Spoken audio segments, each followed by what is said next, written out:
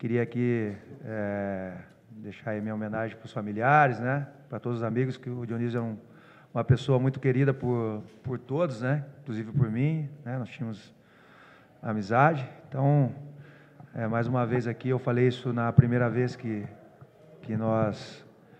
eu tive aqui, né? Não num dia tão feliz como esse, mas acho que vale a lembrança e reforça a homenagem que a federação fez merecida para ele. Quanto ao vestiário, lógico que todos estão felizes, mas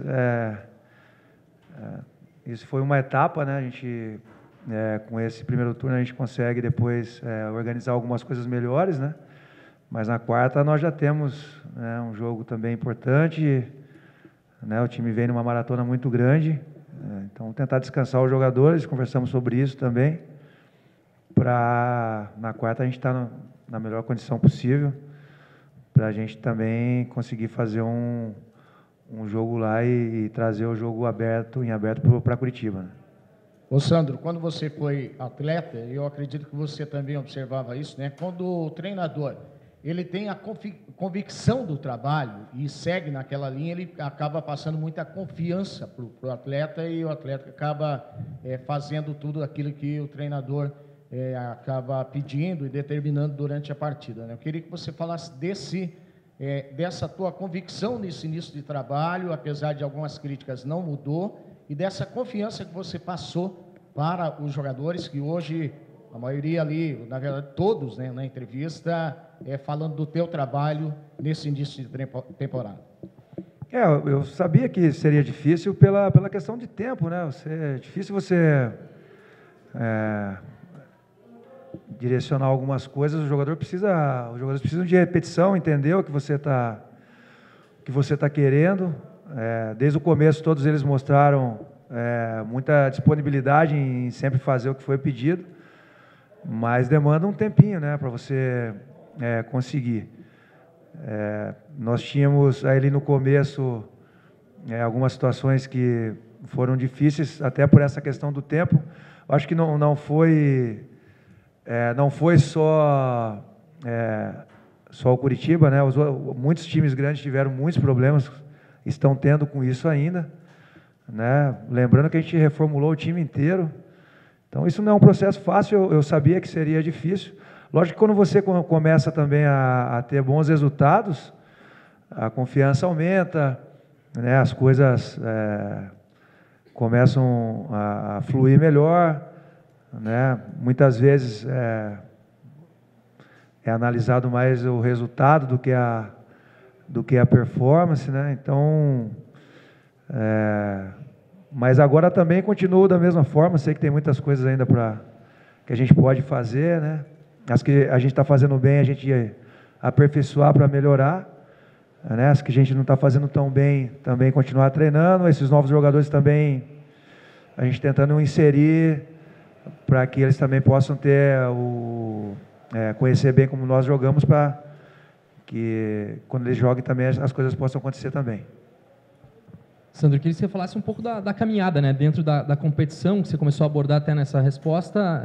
O que você acha que o time mais evoluiu, né, durante esses jogos, sem tanto tempo para treino, né, durante os jogos mesmo, conversa, e que leva o time a conquistar o título do primeiro turno? Como eu falei, eu acho que depois da vitória em Beltrão, né, que nós mudamos bastante jogadores. Na verdade, no começo, a minha ideia foi de colocar, depois dos 2 primeiros jogos, de colocar jogadores que conheciam um pouco mais como eu gostaria que jogasse. A dúvida era se, por ser jogadores jovens, se eles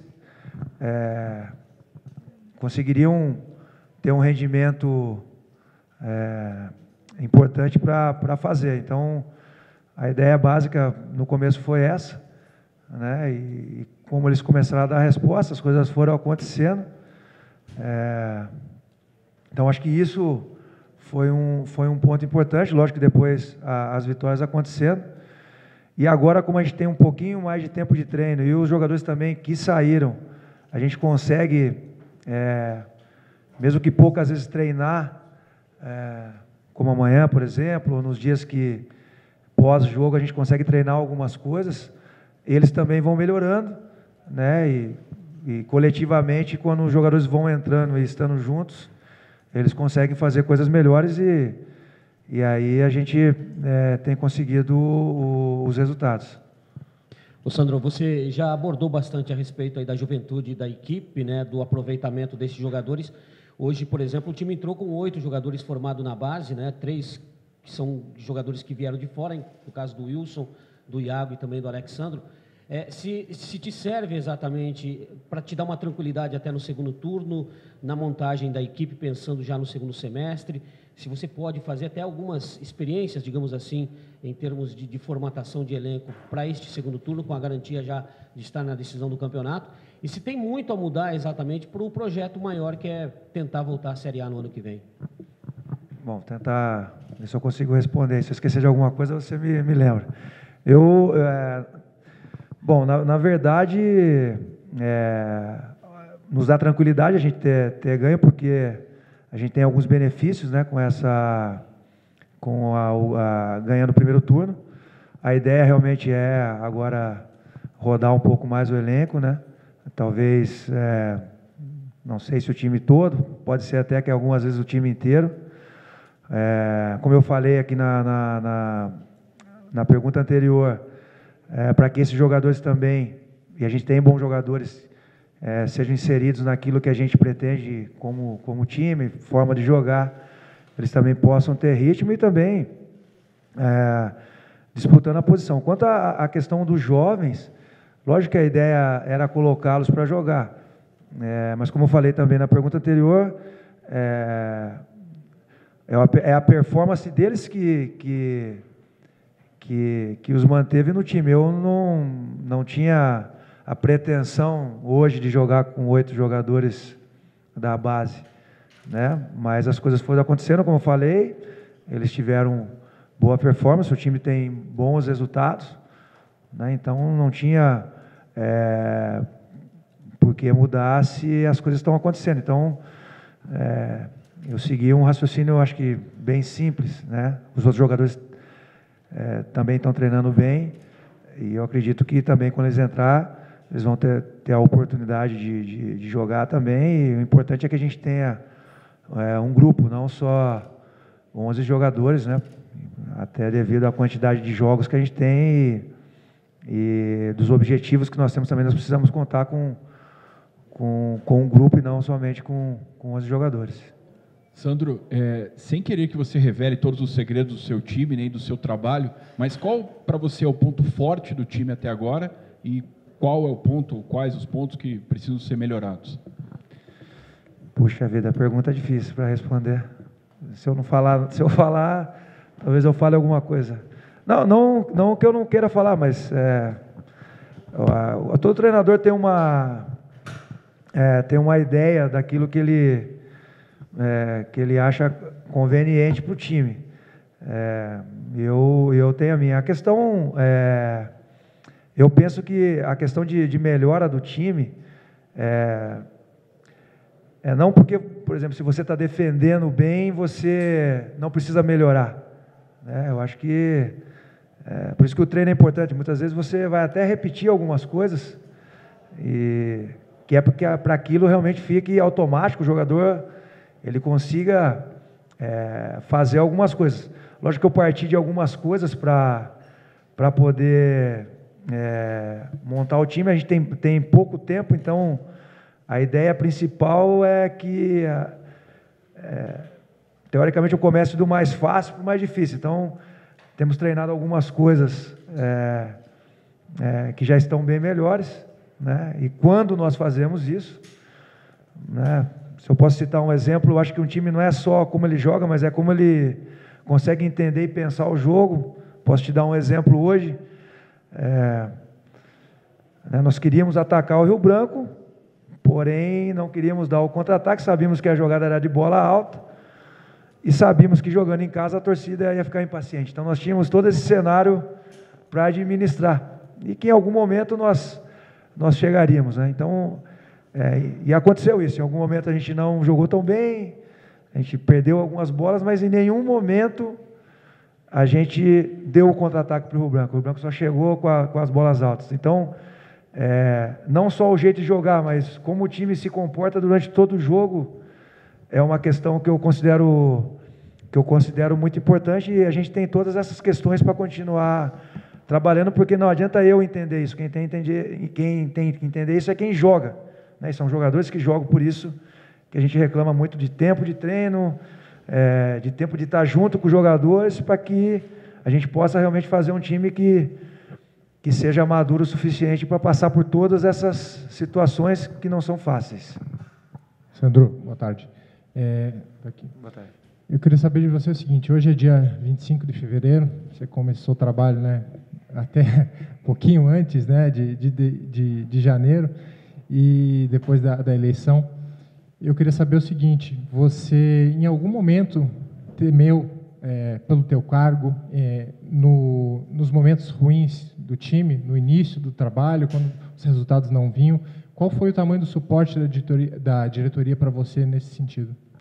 Deixa eu só falar uma coisa antes, senão eu vou acabar esquecendo aqui. Eu quero falar do Rio Branco um pouquinho, né? O Rio Branco ele fez uma campanha que ele eliminou o Atlético, né? Ganhou do Paraná o último jogo. Então a gente enfrentou um adversário que não é tão simples assim de ganhar, né? A gente pode, de repente, achar uma situação, mas queria aqui também dar os parabéns para o Rio Branco, né? E valorizar também a questão da nossa vitória, porque eles fizeram coisas importantes para chegar até aqui. Essa pergunta eu vou responder, que você me fez. Já me fizeram essa pergunta. Talvez você seja o quarto ou quinto. Eu vou responder como eu respondi as outras vezes. Quando o presidente me chamou para assumir o time, eu poderia ficar num cargo de auxiliar confortavelmente, né? Eu tinha essa opção, mas eu acho que eu cheguei num momento assim que eu tinha que tentar alguma coisa. Essa oportunidade não aparece a todo momento, né? Para alguns que têm capacidade talvez igual a minha, ou até superior, muitas vezes não aparece. Então eu achei que era o momento de eu encarar. Eu sabia que seria muito difícil, como está sendo ainda, né? E vai ser ainda. A gente tem muitas coisas pela frente, e eu não, como eu assumi essa questão de enfrentar esse desafio, eu não temi pelo meu cargo, porque se eu tivesse algum receio, eu nem teria aceitado, né? Então não teria sentido eu aceitar o convite do presidente se eu, conhecendo como funciona essa situação do profissional, de pressão, de um time grande como é o Curitiba, do que aconteceu até agora para estar aqui, de como foi proposto o trabalho, se eu ficasse pensando em tudo isso, né, e tivesse medo de perder o cargo, aí realmente não poderia ter aceitado. Sandro, eu queria que você falasse um pouquinho do desempenho realmente do time hoje, especificamente nesse jogo de hoje, porque a tua equipe ela tem alguns detalhes assim que chamam a atenção. Por exemplo, a maneira que os dois laterais se comportam e tem a facilidade de mudar de posição às vezes. O Alexandro hoje, até difícil essa pergunta lá no campo, o Alexandro hoje ele saiu bem da área, né? E nessa saída de área dele, ele começou uma jogada e finalizou com o primeiro gol do Curitiba. Eu queria que você falasse um pouquinho dessas nuances que a tua equipe tem facilidade de fazer durante o jogo. Na verdade, o William já estava conseguindo fazer bem isso, dessa questão dos laterais. O Osra, como já está há algum tempo comigo, também conhece bem. Lógico que a gente tem que adequar com os outros jogadores, né? Porque se um lateral, em algum momento ele está por dentro, a gente tem que ter outro jogador por fora. Você conseguir ter esse sincronismo, às vezes é um pouco difícil, mas a gente já está melhorando nessa questão. A questão do Alexandro, como o Rio Branco é um time que marca marcação individual por encaixe, nós queríamos criar uma situação de superioridade no meio, né? E observando o jogo do Rio Branco, a gente viu que os zagueiros em alguns momentos saíam e às vezes não, né? Então a gente procurou utilizar isso para tentar ter uma superioridade no meio, e algum jogador que ficasse livre, ou uma tabela como foi do gol, a gente conseguisse chegar até o gol, e a ideia também era não mexer muito os jogadores, né, para que quando tivesse um drible ou uma jogada, a gente tivesse espaço para continuar essa jogada, né? Então, acho que a gente fez algumas vezes isso durante o jogo, né, no segundo tempo, depois até pelo resultado e por o Rio Branco ter cansado um pouco, a gente conseguiu fazer com mais facilidade isso, né? Então, acho que não era nesse caso para o Alexandro, era para ele alternar ficar entre os zagueiros, mas também ser como se fosse um meia ali, circulando atrás da linha de volantes do Rio Branco ali, para a gente tentar ter alguma situação de superioridade para conseguir atacar, porque já que a gente é um jogo que gera muito confronto do Rio Branco, né? Então a gente tentar desse modo obter alguma vantagem, acho que a gente conseguiu fazer bem isso. Sandro, você falou até da possibilidade de rodar o elenco, né? Agora no segundo turno. Dá para a gente dizer que esse jogo de quarta contra o Goiás é o final de uma maratona, então você tem que dar tudo até esse jogo para depois começar esse tipo de pensamento. Já é uma partida importante, né? Você até falou também no começo ali que acabou esse jogo, na quarta-feira já tem mais uma partida decisiva pela Copa do Brasil. E é a partir daí, então, que vai começar esse seu planejamento? Provavelmente, porque a gente tem uma sequência muito grande. Eu não sei se no Brasil tem um time que jogou todos os jogos como nós, com escalações com repetição. Hoje o Carvalho já sentiu um pouco, né? A gente tem que ver a gravidade, a gente espera que não seja nada grave, então a gente precisa também dar ritmo para outros jogadores, né? Como eu falei, e também precisa descansar, e é uma forma também que a gente tem de treiná-los um pouco, de descansá-los um pouco. Então, a gente consegue, dessa forma, deixar todo mundo com uma boa minutagem aí de jogos, né? Mas deixar claro também que, independente disso, a gente tem, com certeza vamos colocar um bom time para jogar quando a gente for rodar, e o objetivo é ganhar o segundo turno, né? Então, assim, a gente vai tentar alcançar os objetivos e também olhando para essas questões que eu te falei, né? Cansaço, questão de cuidar com lesões e questão também de colocar jogadores que a gente tem certeza que vão nos ajudar na sequência para que eles possam também ter ritmo de jogo. Sandro, chega a ser curioso, conversando com o Alexandro e o Thalisson Kelvin, e a diferença da idade dos dois é bem grande, né? Um com 19 e outro com 37, os dois deram a mesma declaração para a gente ali no gramado, que ganhar esse título, mesmo que seja do primeiro turno, essa taça, é um sonho de criança. Para o Alexandro com 37 anos e para o Thalisson Kelvin com 19. Queria que você analisasse isso, você que também já jogou aqui no Coritiba e hoje está levantando tua primeira taça como treinador numa equipe principal.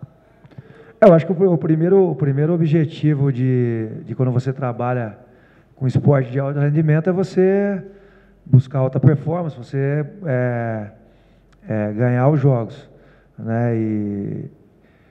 E as declarações tanto do Thalisson como do Alexandro, como a gente tem muitos jogadores jovens, né, que já vinham fazendo bons campeonatos, mas não tinham muitas oportunidades e agora tendo oportunidade, como eu falei, tendo esse rendimento, né, e como eu te falei lá em cima, na questão da alegria da torcida, porque o Coritiba vem de anos com bastante, talvez não seja sofrimento a palavra, mas com dificuldades, né, com situações mais de tristeza, vamos dizer assim, do que de alegria. Quando você proporciona isso, né, e eles, principalmente jogando, proporcionam isso, e eu acho que todos os jogadores eles tiveram a parte de estar acompanhando e assistindo os jogos da arquibancada, e depois você poder estar dentro do campo, né? E você saber que você fez parte de podendo dar alegria para muitas pessoas. Eu acho que por isso, da declaração deles, e eu fico feliz por isso, porque eu acho que talvez a gente tenha perdido um pouco isso, né? Talvez com a quantidade de dinheiro que os jogadores ganham hoje, do jeito que as coisas funcionam hoje, não sei se em algum momento a gente perde aquela coisa de criança mesmo, mais simplória, né? De a gente gostar do que a gente está fazendo, jogar mais por amor do que... Né? Lógico que as outras coisas vêm na sequência. Então, acho que a declaração deles, acredito eu que seja por isso.